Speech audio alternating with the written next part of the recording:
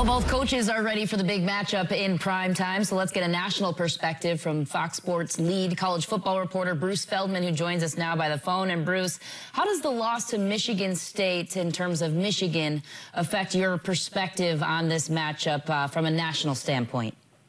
You know, I thought they would have been sharper offensively. Our crew had their game at Purdue where John O'Korn had to step in. That was the game Wilton Speight got hurt. O'Korn looked pretty good in the second half as he got settled in. And you just thought that they would continue to get sharper. You know, they obviously struggled a lot scoring touchdowns in the red zone to that point. They improved that in that game, but then just the turnovers, and it just felt like, you know, Michigan offensively has really struggled to kind of find its identity, find its way. And I think now that they're going to be in the deep end of the water in this, you know, in this game now. It's a night game in Happy Valley. Penn State's defense has been playing really well. Very curious to see what John O'Korn will do in this setting. To your point on the Michigan offense, John O'Korn threw for just 58 yards against Indiana last weekend, so it seemed pretty clear what Jim Harbaugh has committed to at this point of what that identity might look like for the offense, and that's a run-driven offense. So will the Wolverines be capable to beat the Nittany Lions with that in mind? My feeling is they would be too one-dimensional there if they can't get more out of O'Korn. To me, you know, this game is as good a coordinator matchup as we're going to see, where it's Joe Moorhead from Penn State on the offensive side of the ball against Don Brown's defense, which has been fantastic. At Michigan, Michigan's been so good on defense, yet this team that they're going to face, you know, this weekend is so dynamic because not only are they the best player in the country in Saquon Barkley, but a good quarterback in Tracy McSorley, really good athletic big receivers.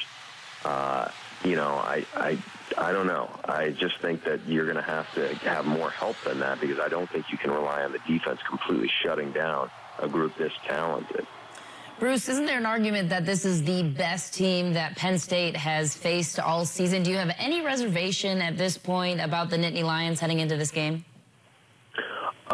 You know, it's hard to get that much of a read on them because they've been impressive. They've been really, really sharp on defense, just bottling people up.